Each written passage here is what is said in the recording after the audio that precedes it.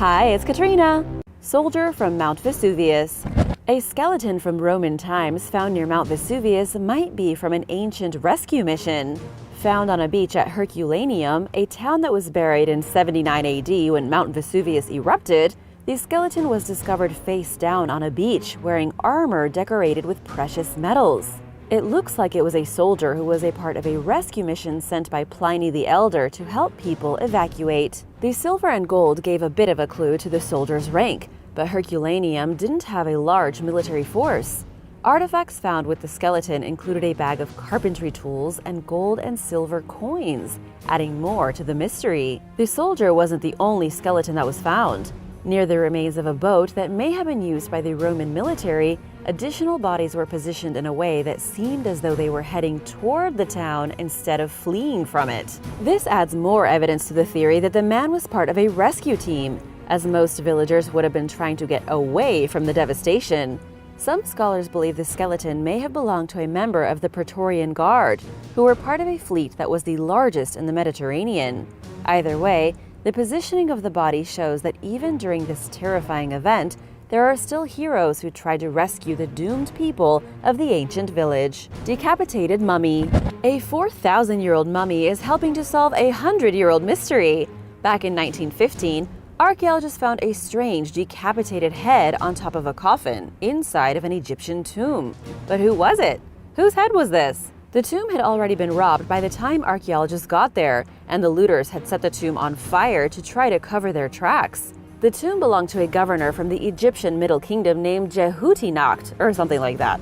Strangely, the only other thing left in the tomb besides the coffin and the head was a dismembered torso in a corner. At first, experts didn't know whether the dismembered mummy torso belonged to Mr. D or his wife. Making it even more difficult to identify the mummy, the face had been altered during mummification.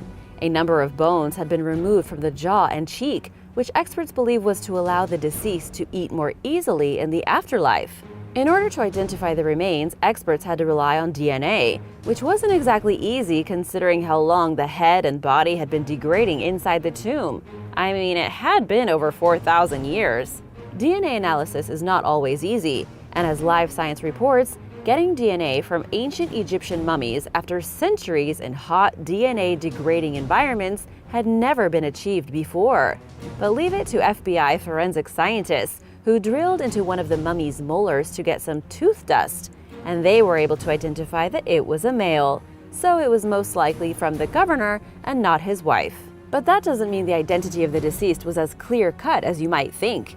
Two different governors named Jehuti-Nacht ruled in the area, and since the name on the tomb is the only other identifying factor, the identity of the ancient mummy is only partially solved. Still, the fact that the mummy was not only decapitated, but its head and body were left in the tomb that way, still has researchers wondering why someone would go to all that trouble. It looks like someone tried to insult the ancient governor on purpose. Nonhuman Rock Art. A historic rock wall painting in the Sahara Desert had a bit of a surprise for researchers. Among the stenciled hands of human adults, there are a number of non-human hands painted alongside them. The ancient rock art stenciled in red, orange, brown, and yellow pigments were painted by people who lived in the Sahara about 8,000 years ago. Found in the Wadi Sura II cave, the paintings were discovered in 1933. Along with the strange non-human paintings, other designs, 900 in total, include arms, feet, sticks, and small and large hands. Originally, experts thought they were baby hands, but after looking more closely, researchers concluded they weren't human at all. Noticing they were too small to belong to an infant, and the fact that they had long, thin, pointed fingers, one of the researchers decided to test her theory. Comparing the hands of her newborn niece and cousins to the strange rock art, she realized they couldn't be representations of human hands. By chance, while researching at a crocodile farm in Zambia, the researcher realized the prints belonged to a reptile. Even though other cultures like the Aboriginals in Australia used animals in their stencils, experts were still puzzled about why the people at Wadi Sura II used reptiles to make their art. Whether it was simply to preserve an animal important to their culture or some other reason, more research will need to be done to find out why these ancient people wanted to preserve the reptile prints alongside their own. Ancient carved tombs of China. A group of ancient tombs unearthed in China has caused quite a stir. Archaeologists doing a survey ahead of a construction project uncovered 35 tombs, 12 of which date back to the Yuan dynasty and are in remarkable condition.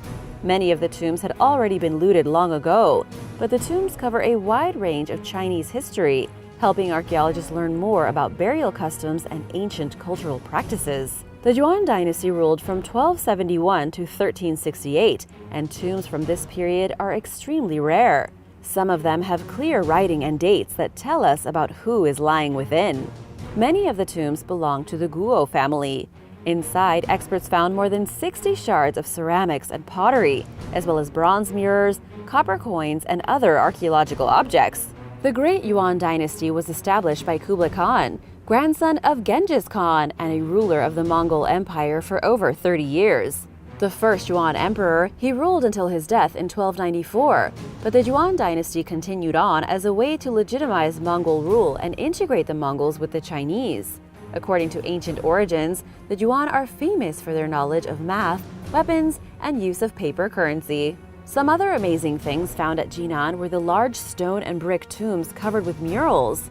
These works of art have been buried underground for hundreds of years and are still in amazing condition. They were made with patterns carved in with chisels and hammers. One of the tombs, called M9, has painted flowers, carts, and horses. Archaeologists only had 3 months to complete their studies because of the construction project, which is an extremely short period of time. They were rushing to get all the information they could, but it seems like they have barely scratched the surface. It's making a lot of people worry what is getting lost as China continues to build on a massive scale. The Sarabe Settlement. A team of archaeologists from the University of North Florida believe they have uncovered evidence of a lost indigenous community that dates back to the mid-1500s. A settlement mentioned in both French and Spanish documents, Sarabe was a Mocama-speaking Timucua Indian settlement, and it seems like they were some of the first indigenous people of Florida encountered by European settlers. For nearly 450 years, the location of the settlement was a mystery, but researchers believe they have found items that belong to these first people. Located at a site on Big Talbot Island, more than 50 pieces of early Spanish pottery were found, as well as bone, stone, and shell artifacts, and burned corncob fragments. Known to have lived along the Atlantic coast of northern Florida, the Timucua Indians were noted in documents of French and Spanish explorers, who described villages with wooden palisade walls, granaries, and public houses. Researchers will continue their large-scale excavations in the hopes of unearthing buildings or structures used by the tribes. They were known to have 2 types of structures, including a longhouse made from bark and branches from the palmetto palm, and round houses covered with palm leaves. They also had an affinity for making deerskin and woven cloth clothing, and were skilled hunters and fishermen. As war with the English and other natives threatened the tribe, not to mention devastating smallpox epidemics, the population began to decline from 1649 through 1656. To find more of the settlement and the relics they left behind would be an important discovery to keeping their legacy alive. The bodies on Dead Mountain. When 9 hikers set out to traverse Russia's Dyatlov Pass in 1959, it seemed like a dream adventure.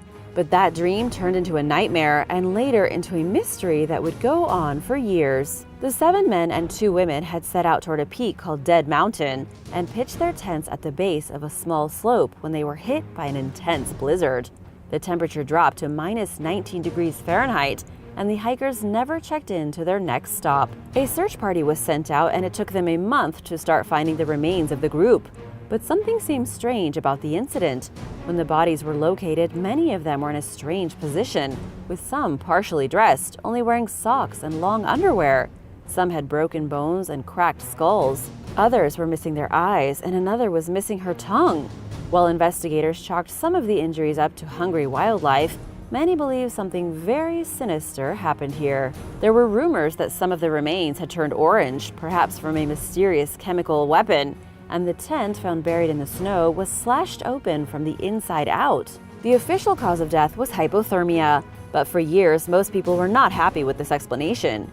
Everything from a government cover-up to the abominable snowman have all been implicated as the culprit for the incident. Now, new research may finally put the mystery of the Dyatlov Pass to rest. Live Science reports that a new study proposes the group was killed by a brutal force of nature. It looks like a slab avalanche, when a slab of snow slides downhill, surprised the hikers and may have injured them and thrown them around. The team used a digital avalanche model to recreate the environmental conditions, and this hypothesis holds up. The researchers think it rushed down on top of the sleeping hikers, which would explain their devastating injuries. But why were they found outside their tent, which they apparently cut themselves out of? Experts think the slab avalanche would have injured them but not killed them. The snow smothered the tent, and so the group had to cut their way out so they wouldn't suffocate. The freezing temperatures and extreme wind took care of the rest. One of the researchers says that when the hikers decided to go to the forest, they took care of their injured friends. No one was left behind. I think it is a great story of courage and friendship in the face of a brutal force of nature. A biblical earthquake. It isn't every day that evidence of a story from the Bible is located, but researchers may have uncovered the site of an earthquake described in the Hebrew Bible. As archaeologists were working in the city of David, they came upon a layer of destruction that dated to 2,800 years ago, the precise time of an earthquake mentioned in two different biblical accounts. The books of Amos and Zechariah both mention an earthquake that hit Jerusalem, and the archaeological team believe their discovery could be the proof. Shattered vessels, bowls, lamps, and storage jars are just some of the items uncovered. These artifacts were vital to dating the earthquake, and with other ruins found in the area that date to the same time, evidence is mounting that the biblical stories are actually true. If that wasn't enough to convince researchers, seismologists also documented evidence of tilted fractured walls at another site at the same time as the one in the city of David. Combining the seismic data with the archaeological evidence, the Book of Amos and the Hebrew Bible seem to be true accounts of the earthquake, and not just stories. Lost World War II fighter. Decades after a P-38 fighter aircraft crashed in the forest near Waldeck, Austria, the U.S. Department of WWII Accounting Agency was finally able to investigate the site and found possible human remains. This comes as welcome news to Bob Mitchell of Fort Smith, Arkansas, whose brother, 23-year-old Second Lieutenant Henry Donald Mitchell, was piloting the plane when it went down. While a forensic anthropologist has yet to examine the remains and verify them as being human and belonging to Henry Mitchell, the discovery offers hope to Bob, who has always wondered what happened to his brother. An email that he received about the discovery stated that the purported remains are going to be transported to a laboratory and examined for confirmation. The findings will hopefully end Bob's more than 20-year search, which began in 1997. The crash site was located in 2017, but there were delays excavating it due to complications with the landowner. American and Austrian agencies and diplomats worked together to develop the relationships necessary for gaining access to the site, but they were not permitted to dig until after the landowner passed away, and his son was more open-minded to the idea. The plane's identity has been confirmed, meaning that any remains that prove to be human likely belong to Henry Mitchell.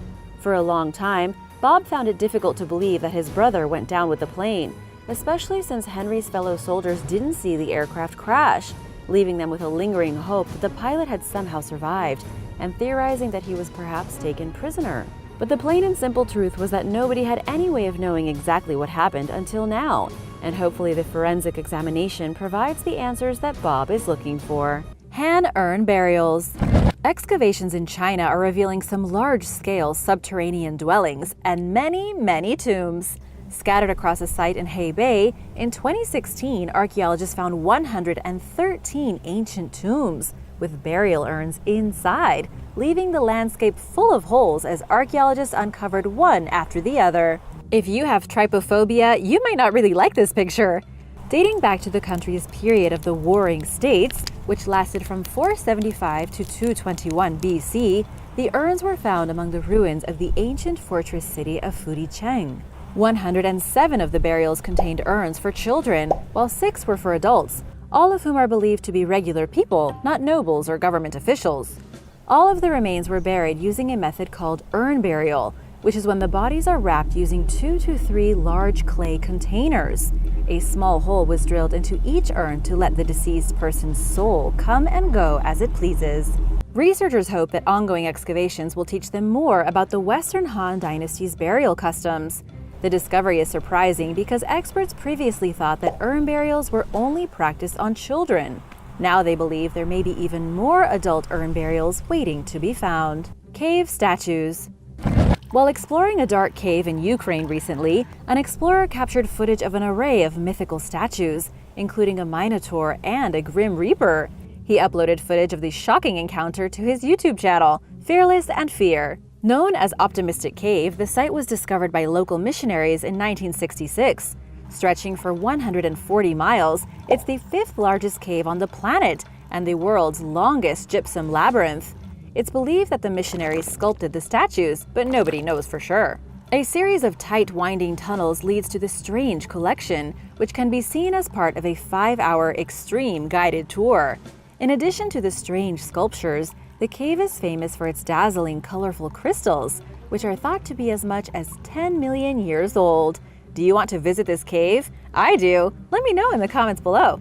Plague mask. As people around the world have recently learned in the worst way possible, it's difficult to stop deadly viruses and bacteria from spreading, even with modern knowledge and technology. When the plague ravaged Europe several centuries ago, nobody, even doctors, knew how it spread. Medical professionals nevertheless did their best to shield themselves from it by wearing a terrifyingly strange beaked mask. The medieval medical device covered the wearer's face and shielded their eyes with a glass lens. The beaked part of the covering was equipped with 2 breathing holes and held sponges soaked in vinegar or herbs, which were mistakenly thought to filter out diseased air. This is just one component of the ensemble that doctors wore to avoid getting the plague. They also wore a full-length cloak-like garment and a wide-brimmed leather hat. As if the outfit itself wasn't disturbing enough, doctors examined patients from a so-called safe distance, using a wooden stick to poke at them and take their pulse and point at different body parts. This distance and the vinegar in the long-beaked mask probably did help keep them from getting sick. Not great bedside manner though, that's for sure. Can you imagine if doctors dressed like that today? Cat, skeleton, and doll. A group of urban explorers in the Scottish Highlands snuck into an abandoned house that has been empty since the 1970s and found some creepy stuff, including the skeleton of a long-dead pet cat and a spooky doll. Discovered by a YouTuber named Adam Mark, who runs his own channel called Adam Mark Explores, the home appears to be frozen in time, just as the occupants left it 50 years ago. Its history and exact location are unknown, but police tape on the outside of the home suggests that it was once a crime scene. Before discovering the mummified cat corpse and the doll, which is missing its eyes and propped on a chair next to a window, Mark can be heard describing the scene as dark and eerie in video footage documenting his adventure. He became increasingly freaked out as he made his way through the silent home, stating that he felt like he wasn't alone. Dishes remain on the dining table, and there is a black dress hanging in a bedroom, as if the family who lived at the residence suddenly up and left in the middle of their routine one day.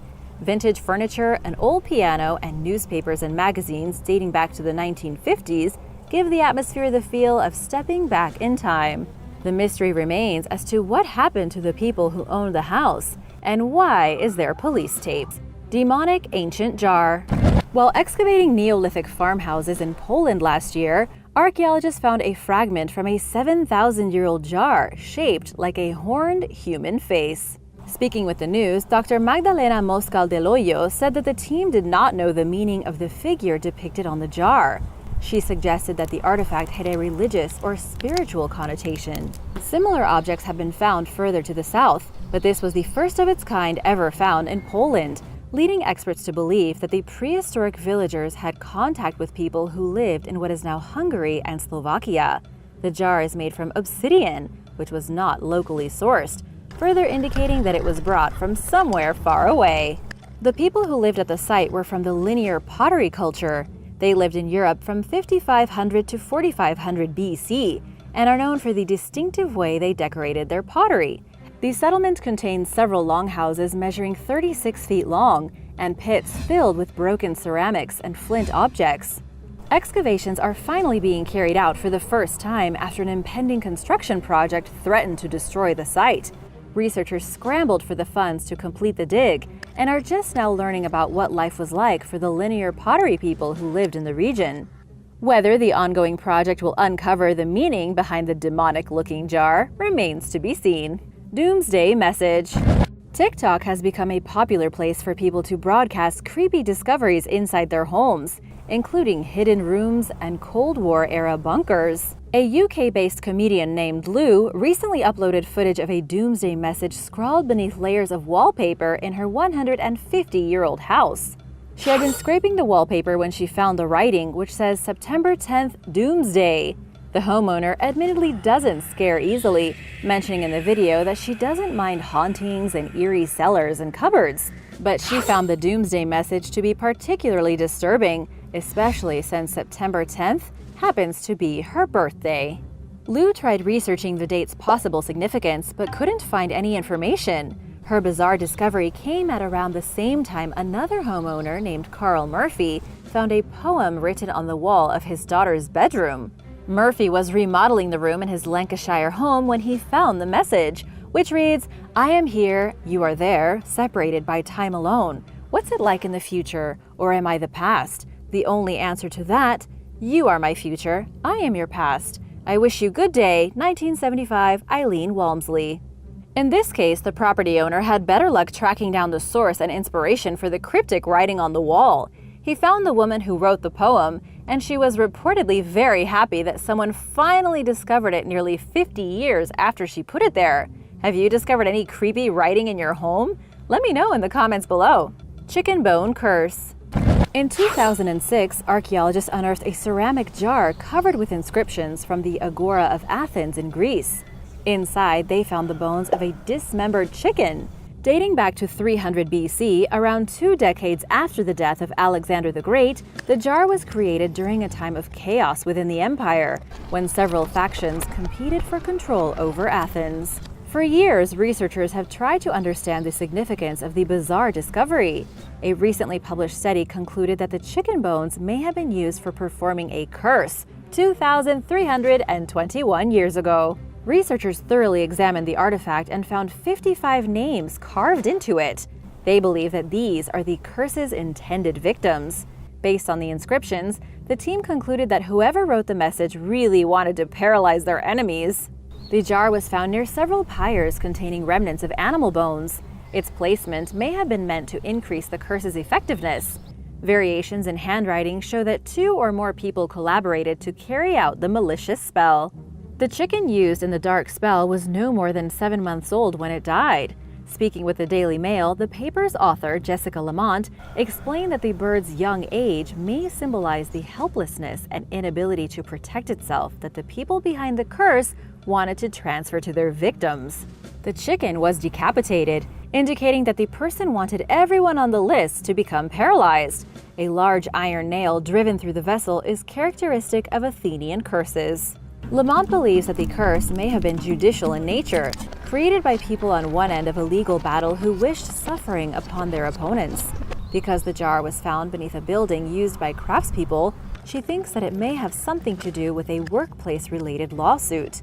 The curse may have also been politically motivated. Wonder if it worked. An entire ghost town.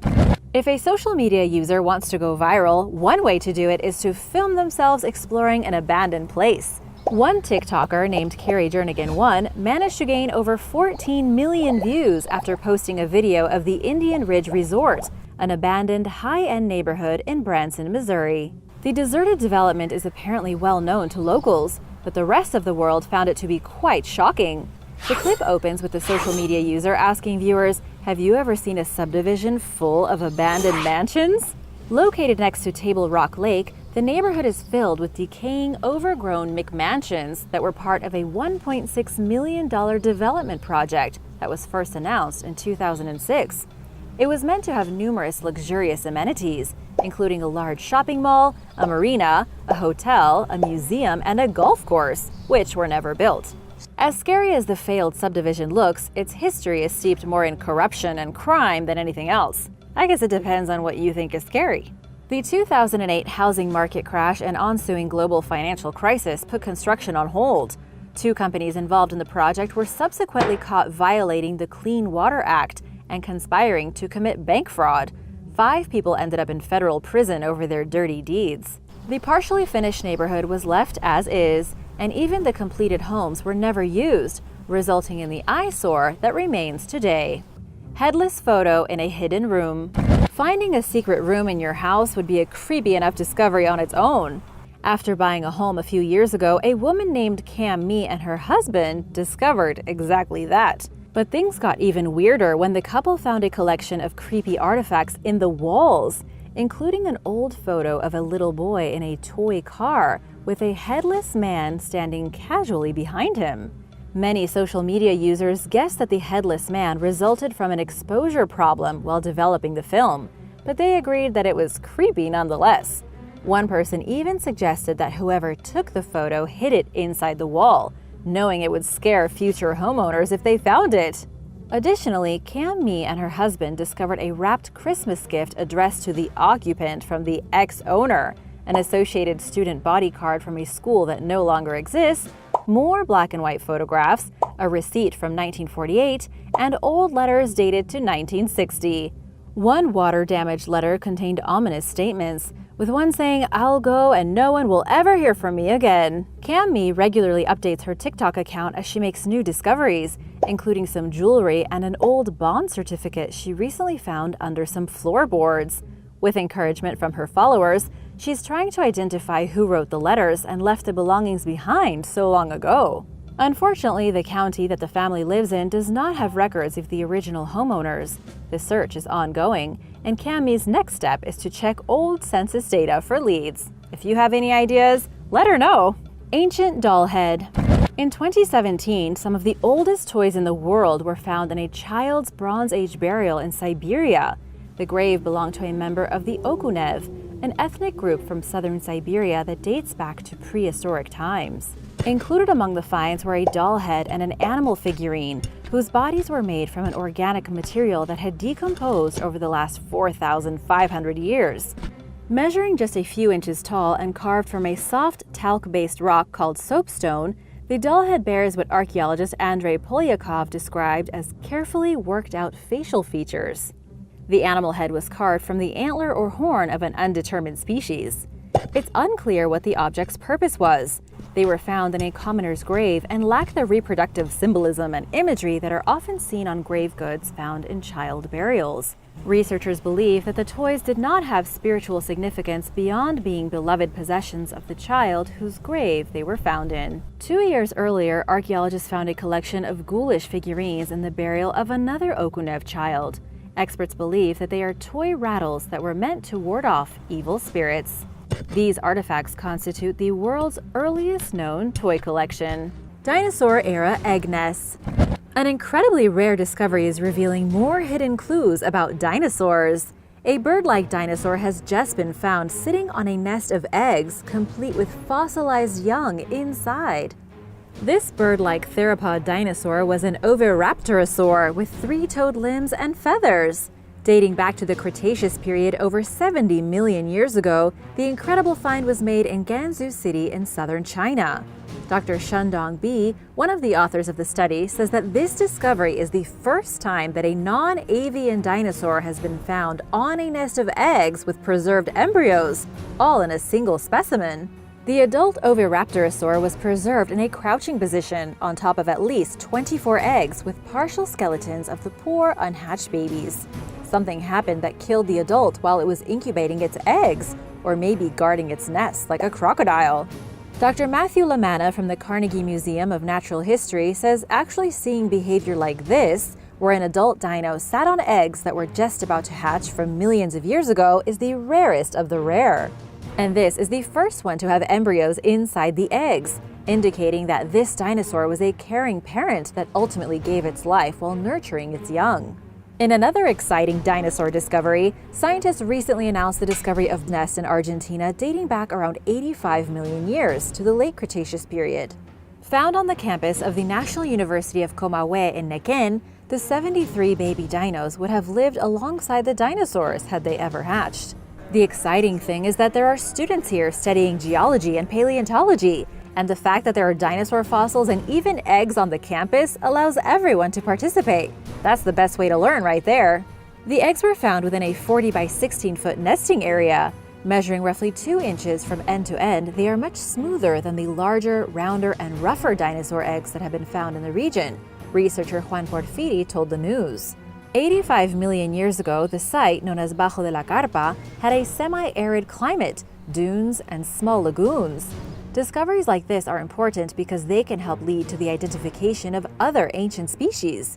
For example, fossils of Notosuchio crocodiles from the Alvarezsauros dinosaur family led to the discovery of relatives throughout the world, including in Mongolia and Canada. Roman building in Israel. It seems like there have been Roman buildings popping up all over the place. Archaeologists have found the final portion of an elegant building beneath Israel's western wall, which they believe may have served as a reception area for members of the local council in Jerusalem during their trek to Temple Mount. Portions of the site were first discovered by archaeologist Charles Warren during the 19th century, and subsequent excavations during the 20th century revealed more parts of the building. It looks almost spooky, with its vaulted underground ceiling and small holes for sunlight to come through the roof. Who knows what important conversations and plans went on here? Little is left of the structure today, which once consisted of 2 hallways connected by a fountain, according to the Israel Antiquities Authority. Built during 20 and 40 AD, when Israel was under Roman rule, the building was only used for a few decades. During a revolt against the Romans that lasted from 66 to 73 AD, the Roman army sacked Jerusalem, and the reception hall was abandoned. Experts claim that the hallways were likely once lined with ornate sofas for council members and their guests to relax on before traveling to the most sacred site in Judaism. People may have also dined there. Reporting on the discovery, Live Science pointed out that designated rooms for eating while lying down were common among the Greek, Hellenistic, and Roman cultures between the 5th century BC and the 3rd or 4th century AD. In addition to being mentioned in the Hebrew Bible, these rooms were found in homes, palaces, temples, synagogues, and civilian complexes, according to an official statement. Following its desertion, the building was replaced by a pool for ritual purification. The IAA plans to open this and other parts of the Western Wall tunnels to tourists. Who wants to visit? Let me know in the comments below. Buried Tunnel. Located in modern-day Mexico City, the former Aztec capital of Tenochtitlan routinely faced flooding. To combat the rising waters, they built a flood control system called the Albarradón de Ecatepec. This system of dikes and waterways to control the water was one of several measures that the Aztecs implemented to protect the city. They had bridges and canals, and many examples of incredible engineering. The Spanish conquistadors failed to appreciate the Aztecs' engineering skills amid their destruction of pre-Hispanic structures during the early days of colonization. When flooding became a problem again, they built new flood control systems and repaired old ones, including the one the Aztecs left behind. Archaeologists discovered a buried tunnel from the Albarradón de Ecatepec in 2019. Measuring 27.5 feet long, it's just a small part of the structure, which was built by thousands of indigenous workers and spanned 2.5 miles. The tunnel contains several pre-Hispanic glyphs depicting war shields, the head of a bird of prey, raindrops, and more. Researchers believe that residents of the nearby towns of Ecatepec and Chiconautla carved the symbols. Meanwhile, the tunnel itself bears hallmarks of Spanish architectural design, with semicircular arches and lime and sand mortars. This combination of features represents an unusual blending of indigenous and Spanish culture. This site was originally slated to be open to the public. Unfortunately, due to a lack of funding, the tunnel has been reburied for now to prevent looting, vandalism, and other damage. Biblical inscription. Archaeologists working at the Khirbet El Rai site in the Judean foothills recently unearthed a small jug bearing a mysterious inscription. Dating back 3,100 years, the old inscription is from the era of biblical judges. Translating to Jerubbaal, the carving dates back to 1100 BC and may be the first solid evidence of a name from the biblical stories of the judges being found on an artifact from that time, according to the Times of Israel. Experts explained in a press release that Jerubbaal was the name for the judge Gideon ben Yoash. The inscription was made in ink, and the team is unsure whether the artifact belonged to Gideon. In the press release, lead archaeologists Yosef Garfinkel and Sar Ganor cited biblical claims that Gideon organized a 300-soldier army and attacked the Midianites under the cloak of darkness. They conceded that the inscription may refer to a different Jerubbaal, as the name was common during that time period. Written in early alphabetic Canaanite script, which has been found throughout Egypt and the Levant, The inscription comes from a time researchers admittedly know very little about. The discovery is also significant because it represents possible evidence of biblical tradition reflecting reality. Visigotharcophagus. While excavating at the ancient Roman settlement of Los Villarricos in Spain this summer, archaeologists unearthed a 1,500-year-old Visigoth sarcophagus. Even more exciting, there were human remains inside. The discovery was completely unexpected, according to excavation leader Rafael González Fernández. Measuring roughly 6 feet long, the burial dates back to sometime during the 6th or 7th century.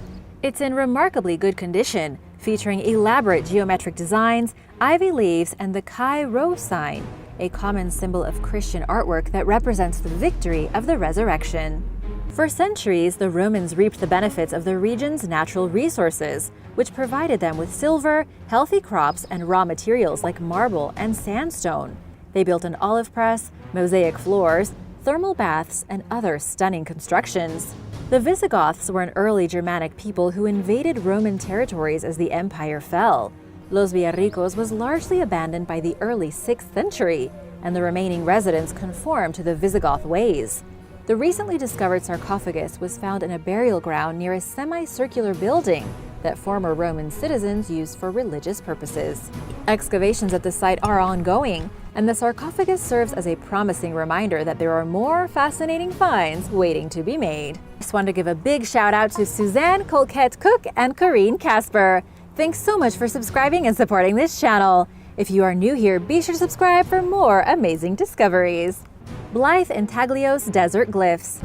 Found in the Colorado Desert near Blythe, California, the Blythe Antaglios are a collection of mysterious giant human and animal geoglyphs that were drawn onto the ground's surface between 450 and 2,000 years ago.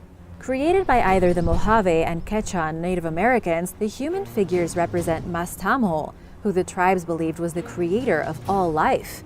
The animal glyphs represent Hatakulia, one of the 2 mountain lions who helped in the creation, according to the U.S. Bureau of Land Management. These gigantic figures are difficult to see at ground level due to their size, with the largest human depiction measuring 167 feet long.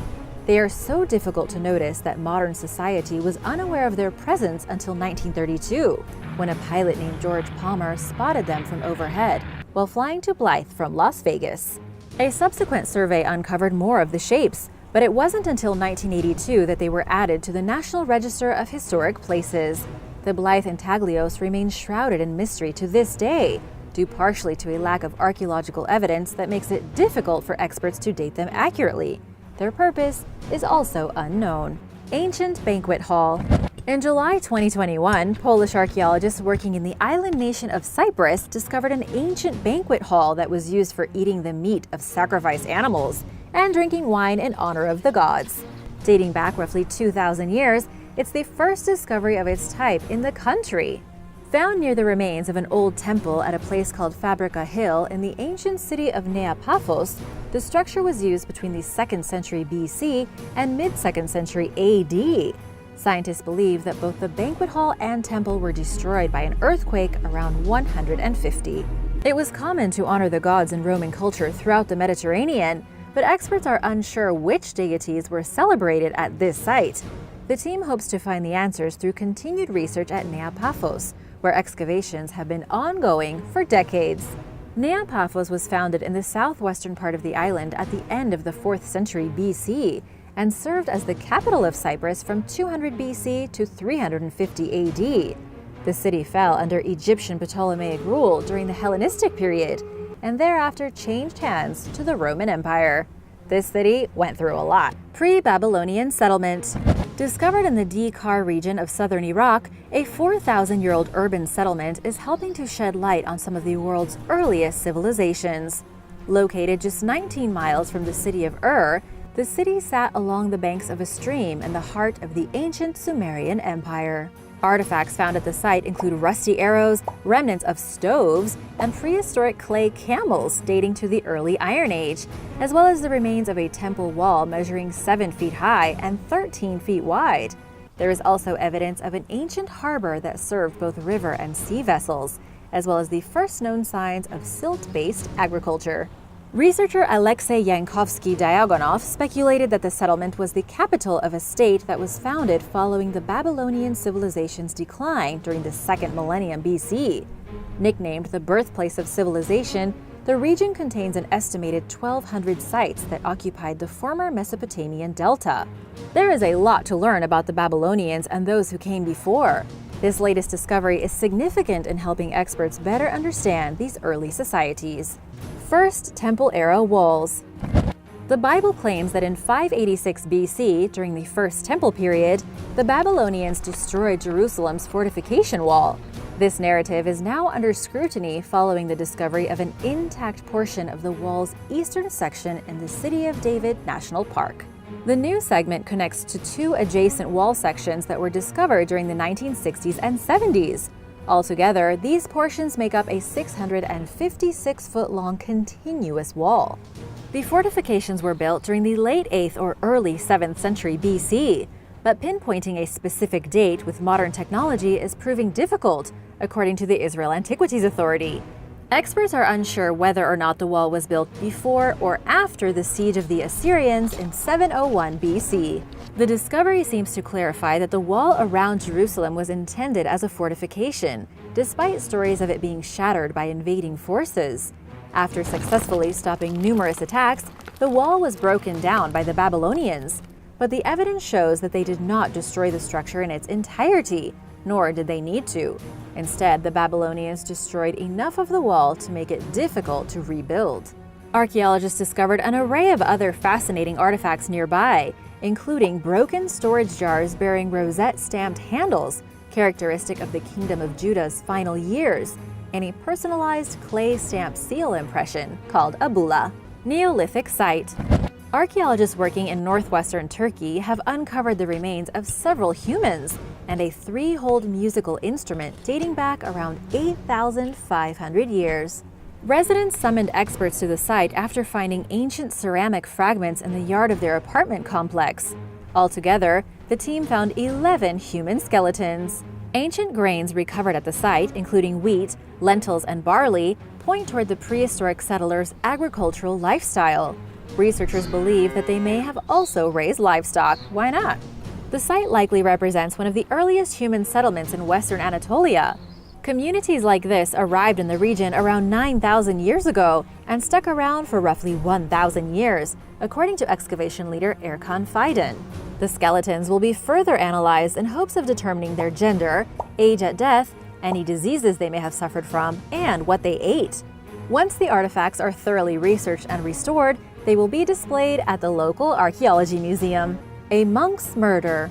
While restoring a 13th century carving from Scotland's western uplands in Dumfries and Galloway, experts notice an image that they believe may depict the murder of a monk.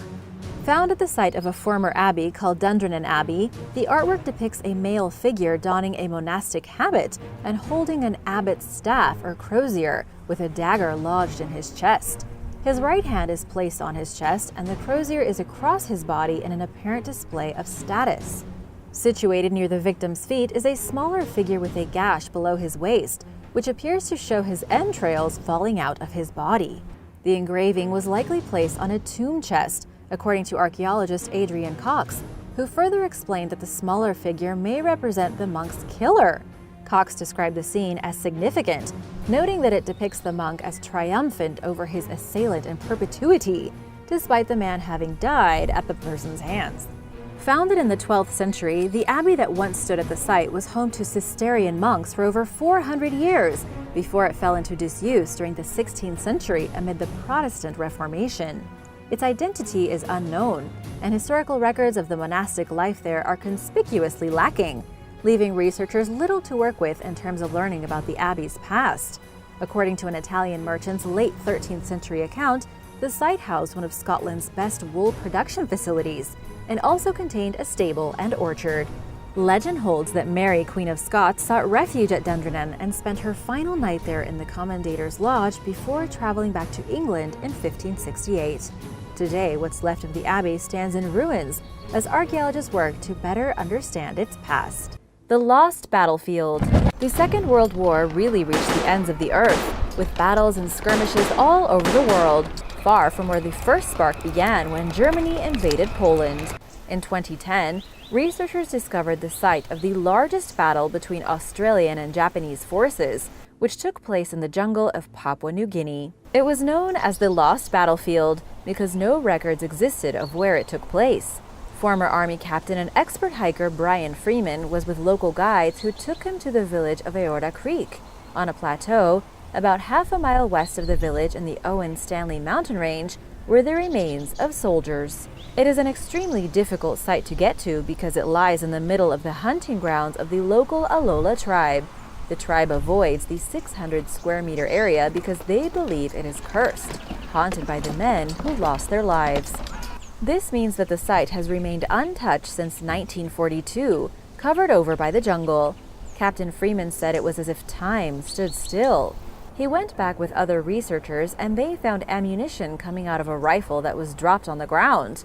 Extensive research on battle maps and diaries led them to believe that the Japanese had a medical facility in the area during the Japanese advance, and its location had remained a mystery until now. Freeman said, however, it was the discovery of a Japanese soldier sitting up against a tree only centimeters from the surface, still in his helmet, with his boots nearby, that began to tell the human story. The whole region saw continual battles between the two sides, with some estimates suggesting as many as 6,500 Japanese soldiers lost their lives in the mountains. The discovery of the lost battleground answered one of the biggest mysteries of the war in this part of the world, and the team is now working on repatriating the fallen soldiers.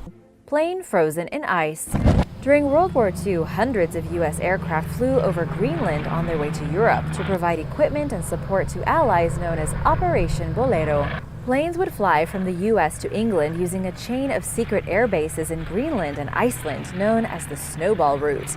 But on one of those missions, 8 aircraft crash-landed in a glacier. The area is extremely dangerous, and the weather can shift in an instant. Crashes and missing planes became common, and it was known as Greenland's Bermuda Triangle. The planes were flying through a severe blizzard that made it impossible to fly. Now, a P-38 Lightning fighter aircraft from the Lost Squadron has finally been found buried in the glacier over 70 years later. California businessman Jim Salazar loves history and has led a team to search for the Lost Squadron planes in Greenland since 2011. The team used ground-penetrating radar attached to a drone to detect the aircraft hidden under 300 feet of ice. Then they used a thermal probe to melt through the ice to finally reach the plane. Salazar hopes to recover the plane from its icy grave and restore it to its former glory. A similar discovery was made in 1992, when a team found another P-38 fighter from the same Lost Squadron, now known as Glacier Girl. Only about 10 of these planes are in museums around the world, and just a couple are able to still fly. Now the team is searching for other aircraft that crash-landed during the war, but the extreme weather and harsh conditions make it pretty difficult. The Enigma Machine. 2020 was not a great year, but there were some incredible discoveries. Divers in the Baltic Sea cleaning up abandoned or lost fishing nets got quite the surprise when they found a typewriter tangled up in one. But it wasn't a typewriter at all. It was an Enigma machine, which was used to send coded messages. Found in Gelting Bay in Germany, this rare device was used by the Nazis to transmit encrypted military communications during World War II. When someone wanted to send a message, they would type on the Enigma machine and the rotors would substitute new letters for each stroke to encrypt it. The receiving end would also have to have an Enigma machine as well as the starting position of the rotors of the sender so they would match up. The discovery was made completely by accident, and it was probably thrown overboard on purpose to protect military secrets. These types of machines were used on German warships, and in 1945, towards the end of the war, the Germans sunk many of their vessels in the bay to protect them from getting into enemy hands. Only a handful of these Enigma machines exist today. Secret Nazi tunnels. The German state of Bavaria is famous for its beauty and history.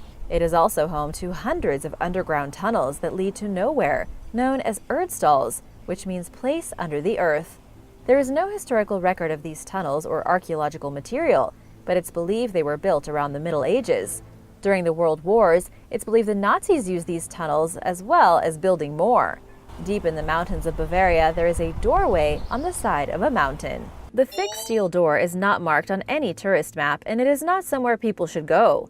Behind the steel door is a secret underground bunker complex of Adolf Hitler, filled with Nazi tunnels that date back to World War II. This subterranean compound was used by members of the inner circle of Nazi Germany.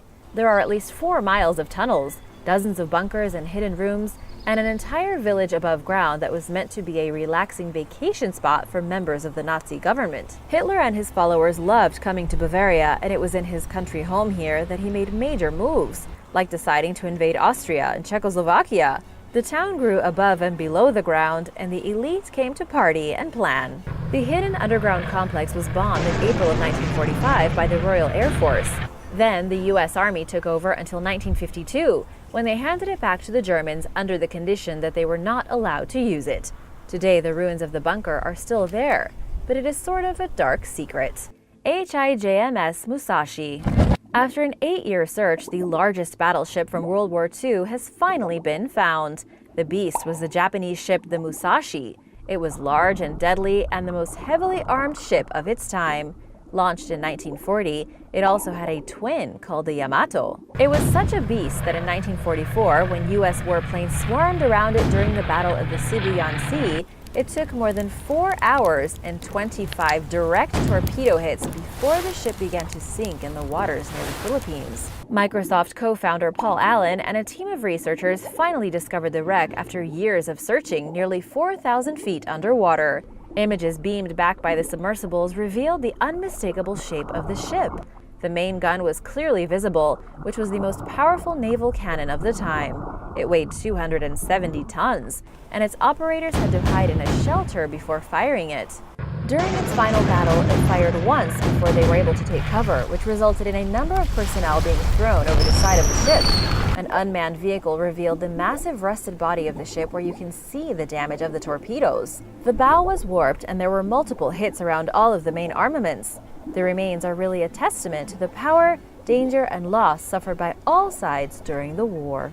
Monument to the Battle of the Nations. This monument is the largest monument in Europe.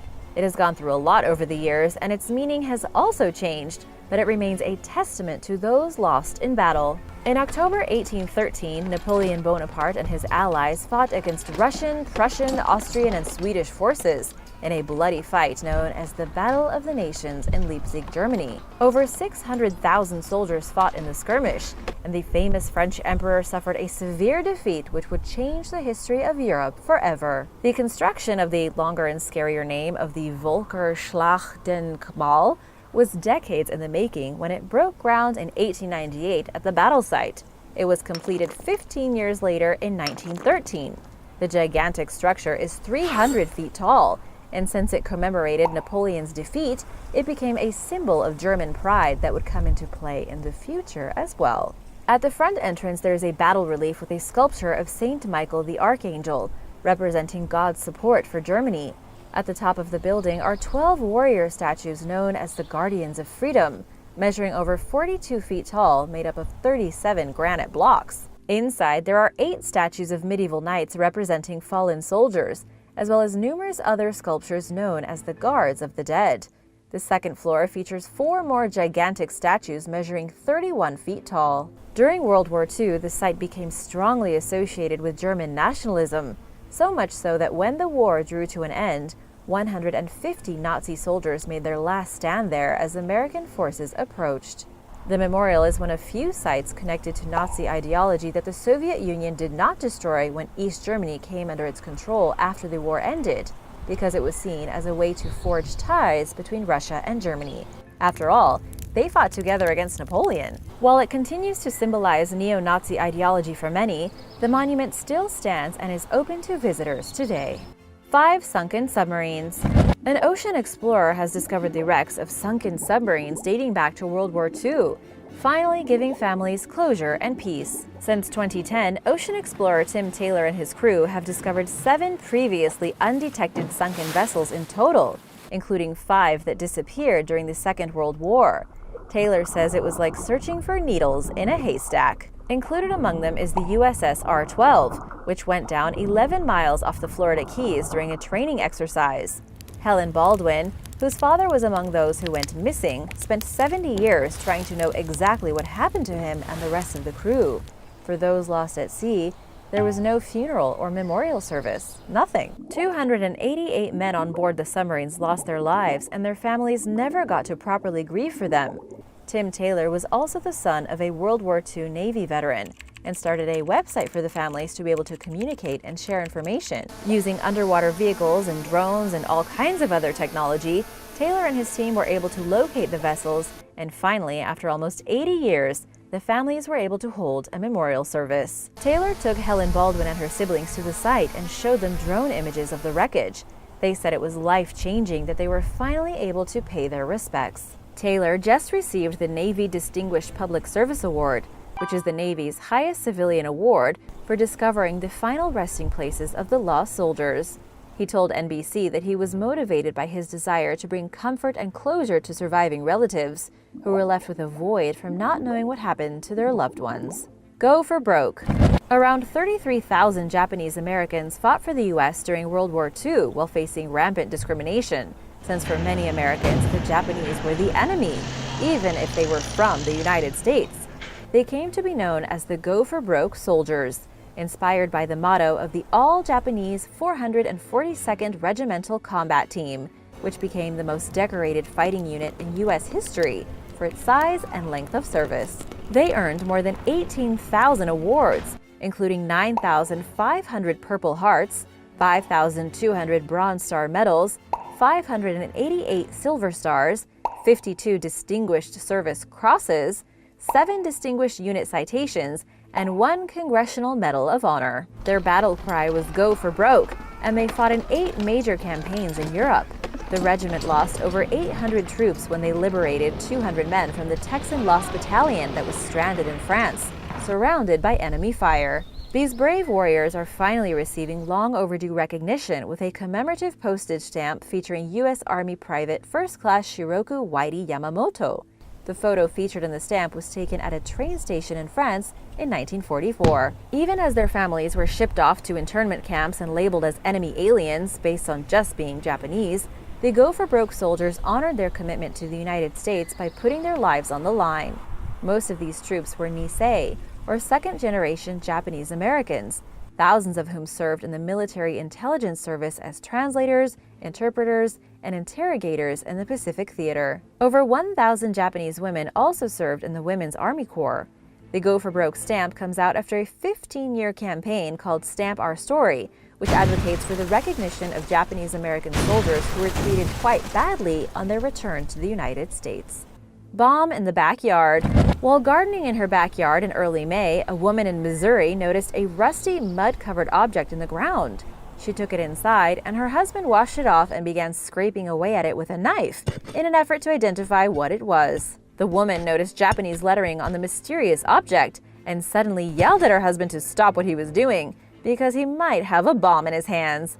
Using Google Lens, the couple determined that it was, indeed, probably a bomb. What started out as an ordinary afternoon turned chaotic when the pair called the local sheriff's office, who arrived along with the Bureau of Alcohol, Tobacco, Firearms, and Explosives and the Air Force. Authorities made them wait outside the home while they set up a perimeter and investigated. Experts determined that the bomb was still alive and had a 500-foot blast range. Thankfully, the St. Louis Regional Bomb and Arson Unit removed the explosive without incident, while making sure to remind the couple about how lucky they were that they didn't get hurt or killed. The couple posted the shocking news on social media and it went viral. Meanwhile, the bomb was detonated in a controlled explosion at an Air Force base. Nobody knows how the foreign bomb ended up in a yard in Missouri, and the mystery will probably remain unsolved. Soldier searches for fallen hero. While fighting on the German frontier in the Battle of Hurtgen Forest in 1944, a 19-year-old American soldier named Anthony Grasso suffered serious head and neck injuries from an exploded artillery shell. His lieutenant, 23-year-old Frank Dubose, shielded Grasso and his fellow soldiers the best he could, and was killed during the heroic act. Grasso went on to live a long and fulfilling life, but he never forgot Dubose and how he saved his life. He finally got the chance to personally thank the fallen soldier on Memorial Day weekend this year, when he traveled from Norwood, Massachusetts to Dubose's grave in Camden, South Carolina. Although the incident happened over 75 years ago, the memories are as fresh as ever for 96-year-old Grasso, who insisted on making the trip. With the help of his grandson and a friend, He stood up from a wheelchair, laid a white rose on his lieutenant's headstone, and said through his tears, "You gave your life to save mine." For a long time, Grasso didn't know where Dubose was buried or who to contact to find the man's grave. The search began when Grasso was interviewed for a book about the continuous search for missing U.S. soldiers who died in Hurtgen Forest. The book's author, Joseph Pereira, found Dubose's grave through an exhaustive search that involved calling one cemetery after another. Pereira was in the crowd of 100 or so people who came together to watch Grasso say thank you to Dubose, giving him one final salute. Thanks for watching! Remember to subscribe if you haven't already, and be sure to give this video a thumbs up if you'd like to see more videos like these. See you next time! Bye!